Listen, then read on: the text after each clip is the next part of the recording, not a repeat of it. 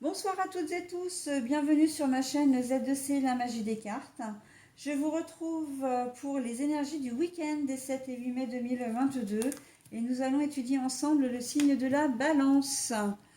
Voilà donc un signe tiré des cartes astrologiques d'Odéphinium bleu que vous pouvez retrouver sur son compte Instagram du même nom. Voilà, et mes amis Balance, pour vous accompagner tout au long du week-end, eh bien vous allez avoir une énergie principale, hein, comme tous les signes et comme à chaque fois. Et là, vous serez gâtés puisque c'est le signe de la générosité. Voilà, avec une carte de l'oracle des haïkus, première édition. Alors, comme d'habitude, un tirage en 3 cartes, plus un bonus en fin de tirage. Alors au niveau des 3 cartes, nous avons 2 cartes pour les énergies générales, hein, avec l'oracle, le petit Lenormand, j'allais dire, mais n'importe quoi. C'est l'oracle du petit enchanteur. Voilà, un oracle nouvellement arrivé dans ma collection. Ensuite, pour la deuxième carte, c'est l'oracle de la voix des âmes. Mais la partie, parce qu'en fait, il y a 2 parties dans l'oracle. Donc là, c'est la partie carte pour tirage général. Voilà. Et donc, pour les énergies sentimentales, puisqu'on a là une 3e carte, eh bien, c'est l'oracle de l'améthyste Love de Michel-Ange Tarot. Et pour le bonus, justement, je viens à la seconde partie de l'oracle de la voix des âmes, puisqu'en fait, il délivre, voilà, il y a des cartes spéciales qui délivrent les messages.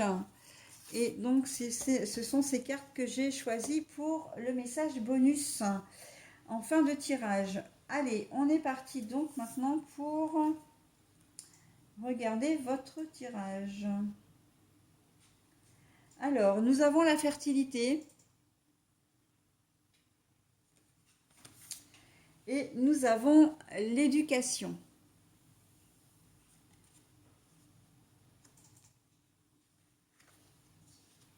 Pour les énergies sentimentales, alors je vous montre la carte à l'endroit. C'est la maman. Donc, mais en fait, j'ai trouvé la carte à l'envers, hein. Voilà, et comme je le disais, la carte bonus, je la tire à la fin. Alors, pour vous, l'éducation et la fertilité, ça représente quoi? Eh bien, ça représente en fait les projets que vous avez faits. Alors, soit parce que vous avez peut-être un projet d'études, un projet, comment dire, de reprise d'études, pourquoi pas, un projet de formation aussi, hein. L'éducation, voilà, ça là, on est dans l'éducation, l'enseignement, hein. Donc, ça peut être complètement ça. Le projet de vouloir, comment dire, apprendre autre chose pour obtenir un diplôme quand même, hein. Je vois quand même assez, voilà, je vous vois assez scolaire, assez studieux, assez, comment dire, assez sérieux, hein, pour certains d'entre vous. Pour d'autres, les projets d'éducation. Alors, quand on a la fertilité et l'éducation, on peut s'imaginer qu'il y a des balances qui vont annoncer qu'ils vont attendre un enfant, hein. L'éducation, c'est éduquer un enfant. C'est, comment dire, c'est élever un enfant, d'accord? La fertilité, bon ben voilà, hein, on sait ce que c'est. Donc ça peut être ça, ou éventuellement, on peut aussi imaginer que il va y avoir des naissances ce week-end, hein, et que la fertilité c'est la naissance de l'enfant, et que maintenant toute son éducation reste à faire, et que vous allez être bien occupé pendant les 25 prochaines années qui arrivent, hein, si je peux me permettre ce petit trait d'humour. Mais en fait, c'est pas tant de l'humour que ça, parce que c'est vrai. Quand on a des enfants, on en prend pour perpète, hein. Voilà.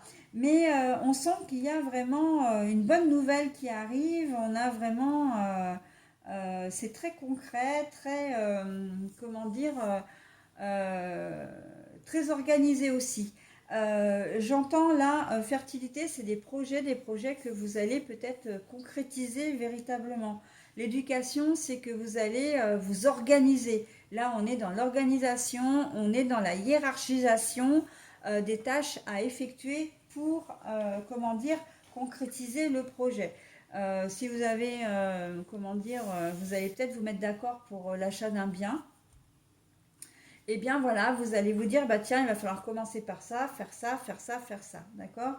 Si vous avez acheté la maison et que vous voulez faire des réparations, bah vous allez au cours de ce week-end élaborer un plan pour faire les travaux s'il y a besoin de travaux ou pour l'aménager ou pour la déco. On va commencer par ça, on peut regarder déjà ça, etc. D'accord? Donc là, on est vraiment dans la hiérarchisation des tâches à effectuer pour, comment dire, dans vos projets. Ça peut être un projet, je vois aussi projet professionnel. Certains d'entre vous vont peut-être se décider enfin, j'ai envie de dire, parce que ça c'est quelque chose qui a été à mon avis mûrement réfléchi, mais pour créer sa propre entreprise. Je l'ai souvent ça d'ailleurs dans la création d'entreprise. Et vous allez peut-être avoir besoin de faire une formation, mais c'est quelque chose qui vous tient à cœur. Alors, la générosité, elle est très simple. Dans toutes les configurations que j'ai données, c'est votre motivation, votre détermination à vouloir concrétiser ce projet. Si vous annoncez que vous allez avoir un enfant, par exemple, ou peut-être que vous allez décider de faire un enfant aussi, hein. C'est-à-dire que vous allez en discuter avec votre conjoint, conjointe, et voilà. Vous risquez d'en parler, vous risquez voilà, de ne voir que par l'enfant, hein, qu'il soit en projet, que vous sachiez que vous annonciez votre grossesse ou la naissance. Alors, je suis peut-être un peu restrictive, donc je vais élargir mes horizons parce que pour moi, l'arrivée d'un enfant, la conception d'un enfant passe aussi par l'adoption, passe aussi par tout ce qui est, comment dire, les procédures médicales, hein, qui vous permettent de pouvoir avoir un enfant. Donc là, toutes les situations sont concernées et en tout cas, on sent que voilà, c'est très réfléchi, c'est très, comment dire, vous savez ce que vous voulez. Et puis, dans la hiérarchisation, peut-être que vous avez décidé d'avoir cet enfant ou cet enfant arrive aussi parce que vous aviez déjà décidé de votre chemin de vie. C'est-à-dire que vous aviez décidé de finir vos études, de trouver un travail stable, hein, en CDI par exemple, quelque chose qui vous passionne.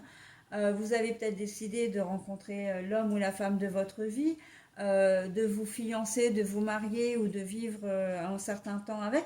On sent qu'il y a une certaine, comment dire, rigueur, hein. Vous n'avez pas fait des choses, c'est pas du tout spontané, c'est pas, comment dire, irréfléchi, hein. Quand je dis spontané, là, on est dans la réflexion, hein. C'est pas du tout irréfléchi, bien au contraire, hein. Avec la carte de l'éducation, on voit que c'est quelque chose que vous prenez très au sérieux, d'accord? Mais en même temps, ça ne vous empêche pas d'être généreux justement dans votre motivation, dans, euh, dans les moyens que vous allez mettre à créer votre projet, hein. Vous allez vous donner les moyens, quelles que soient les choses que vous allez faire, vous allez vous donner les moyens de le faire, d'accord? Voilà pour l'aspect général.